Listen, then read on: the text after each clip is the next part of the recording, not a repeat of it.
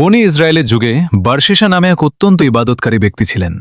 তিনি দীর্ঘ ৭০ বছর ধরে একটি নির্জন মঠে বা গির্জায় একমনে আল্লাহর ইবাদত করতেন। তার ধার্মিকতা ও একনিষ্ঠতার খ্যাতি চারদিকে ছড়িয়ে পড়েছিল। একদা সেই এলাকার ৩ ভাই যুদ্ধের ময়দানে যাওয়ার প্রস্তুতি নিচ্ছিল। তাদের একটি বোন ছিল যে দীর্ঘ সময় ধরে অসুস্থতায় ভুগছিল। তারা চিন্তায় পড়ল যে বোনকে কার কাছে নিরাপদ আশ্রয় রেখে যাওয়া যায়। অবশেষে তারা সবাই একমত হয়ে বারশিসার কাছে গেল। বারশিসা প্রথমে রাজি হতে চাননি, কারণ তিনি নির্জনে ইবাদত করতে পছন্দ করতেন। কিন্তু ভাইদের অনেক অনুরোধে তিনি মেয়েটিকে গির্জার পাশের একটি ঘরে থাকতে দিতে রাজি হলেন। শয়তান বারশিসাকে সরাসরি কোনো বড় পাপে লিপ্ত হতে বলেনি। সে খুব ধীরলয়ে তাকে প্ররোচিত করতে শুরু করল। প্রথমে সে বারশিসার মনে কুমন্ত্রণা দিল যে মেয়েটি অসুস্থ এবং একা। তার দরজার সামনে খাবার রেখে আসা একটি স্বভাবের কাজ। বারশিসা প্রতিদিন খাবার রান্না করে দরজার সামনে রেখে আসতেন। কিছুদিন পর শয়তান তাকে বোঝালো যে বাইরে খাবার রাখলে কুকুর বা বিড়াল খেয়ে নিতে পারে, তাই ঘরের ভেতরে গিয়ে খাবার রাখা বেশি নিরাপদ।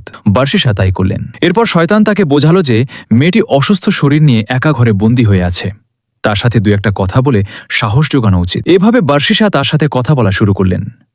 দীর্ঘদিনের এই মেলামেশার সুযোগে শয়তানের প্ররোচনায় বারশিসা জীবনের সবচেয়ে বড় ভুলটি করে বসলেন এবং সেই মেয়ের সাথে ব্যভিচারে লিপ্ত হলেন। এর ফলে মেয়েটি গর্ভবতী হয়ে পড়ল এবং একসময় একটি পুত্র সন্তান জন্ম দিল। এবার বারশিসা লোকলজ্জা আর সম্মানের ভয়ে অস্থির হয়ে পড়লেন।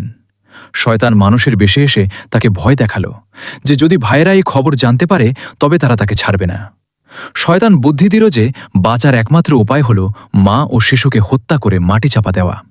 এতে কোনো প্রমাণ থাকবে না। দিশেহারা হয়ে বারশিসা মা ও শিশুটিকে হত্যা করে ঘরের মেঝেতে পুঁতে ফেললেন। কিছুদিন পর ভাইরা যুদ্ধ থেকে ফিরে এলে বারশিসা কান্নার অভিনয় করে বললেন যে তাদের বোন অসুস্থ হয়ে মারা গেছে। ভাইরা বারশিসার মতো একজন নেককার মানুষকে বিশ্বাস করল এবং বোনের জন্য দোয়া করে চলে গেল। কিন্তু সেই রাতেই শয়তান ৩ ভাইয়ের স্বপ্নে গিয়ে আসল ঘটনা ফাঁস করে দিল এবং কোথায় লাশ পুঁতে রাখা হয়েছে তাও দেখিয়ে দিল। পরের দিন সকালে ভাইরা সেই ঘর খুঁড়ে লাশ উদ্ধার করল এবং বারশিসাকে বন্দি করে রাজার কাছে নিয়ে গেল। বিচারে বারশিসার ফাঁসির আদেশ হল। ফাঁসির মঞ্চে যখন বারশিসাকে তোলা হলো তখন শয়তান আসল রূপে তার সামনে এসে দাঁড়ালো। সে মুচকি হেসে বলল, বারশিসা, আমি তোমাকে আজকের এই পর্যায়ে নিয়ে এসেছি।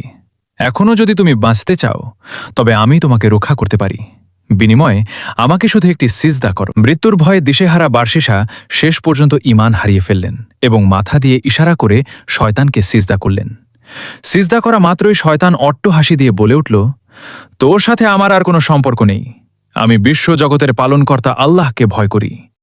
৭০ বছরের সেই মহান আবেদ বারশিসা অবশেষে বেঈমান বা কাফির অবস্থায় মৃত্যুবরণ করলেন। শয়তানের ধোঁকা একজন মানুষকে ধাপে ধাপে কিভাবে ধ্বংসের অতল গহ্বরে নিয়ে যেতে পারে, বারশিসার কাহিনী তার এক চরম দৃষ্টান্ত।